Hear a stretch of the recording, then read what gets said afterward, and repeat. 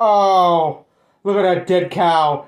Ooh, moo. Alright, tubes. Yeah, we're back again today. And we're cooking and making this disgusting goddamn American kitchen for the millionth time. And today, I got a big ass steak. A big ass beef loin, boneless sirloin, whatever. 1.62 pounds. Which is not the biggest steak I've eaten by far. But it was cheap and it's what they had. So I'm going with it. They had a bigger London broil, what they call it, steak. But that looked completely dead to me. You know, you can tell when it's got like no marbling in there whatsoever. It's just like a grayish red. It's like, oh, no. That's gonna taste like crap. Alright.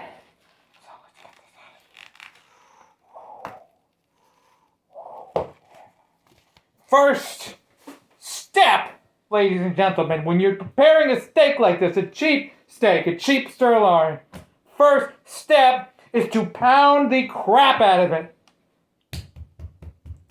You're not going crazy and, whacking, but, you're nice and tenderizing it. You want to break up some of that tough, chewy muscle, and you want to make it nice and Now, some people marinate their steaks for hours and things and whatever to try to soften them up. I just pound the crap out of them.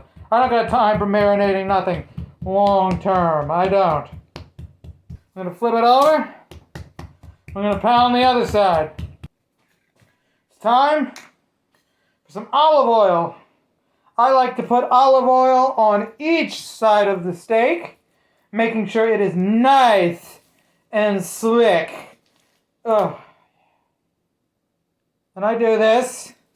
Usually I try to do it before I add my seasonings so I don't wash them all over the place.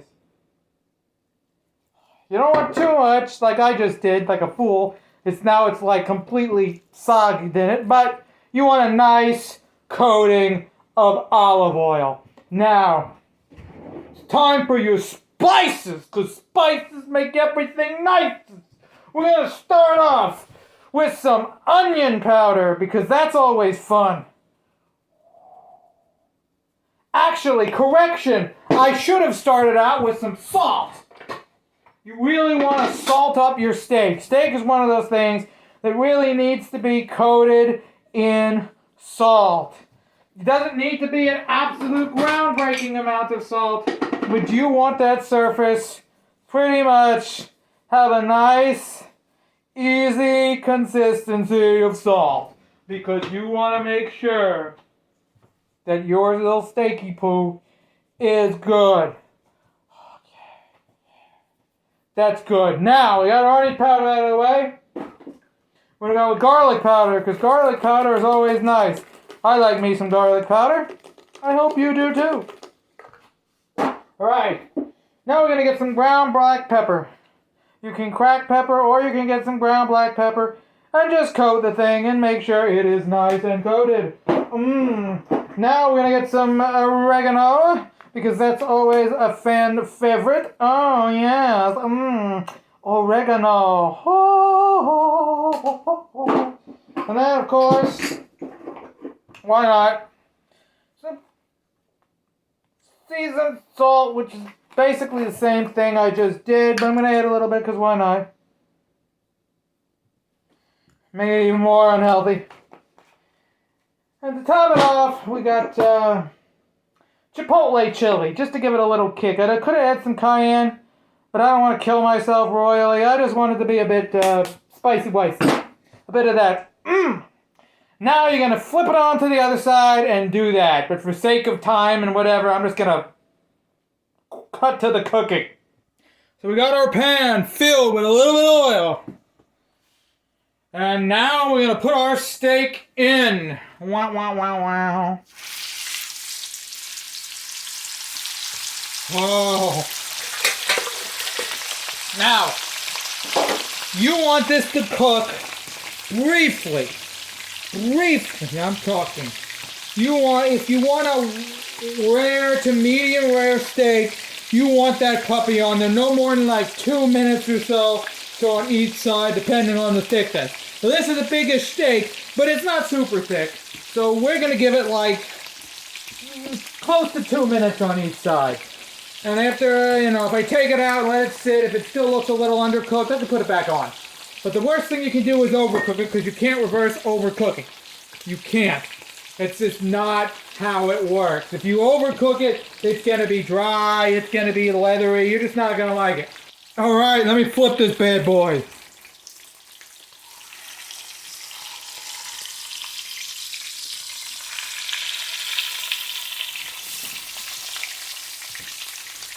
That was not good.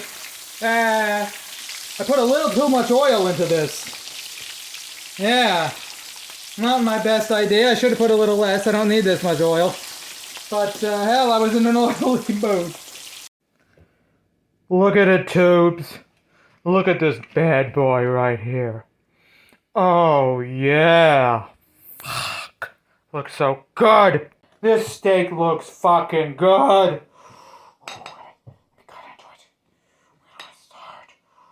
Oh. Oh, this end got a little medium. Still good. There's still meat. Yeah. What's wrong with thicknesses?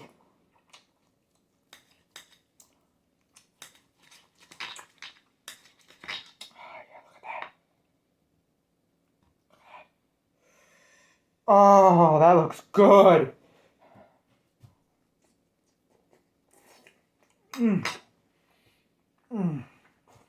Oh. This is a good steak cooked to perfection. Not too raw, not too cooked.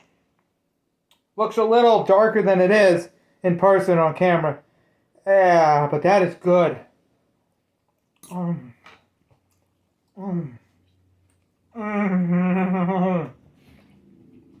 It's juicy. It's flavorful. It's good. This is not the best steak I've ever had. It doesn't have a ridiculous amount of marbling. That comes from special, fancier, more expensive steaks typically. Although I have had a few like rump roast rounds or whatever they were that were fairly cheap per pound, and they were marbled like crazy. And though they were a little bit chewy, they were so freaking good because of all the fat blended in there. This is a little more mild, for sure.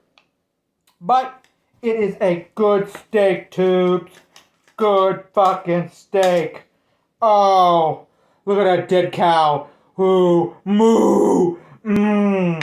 Oh my God. So that's how you make a quick and easy, delicious steak, people. All you need to do is buy any steak. It could be the cheapest steak. It's still going to be flavorful, just a little bit chewier, or an expensive steak that's a little more tender.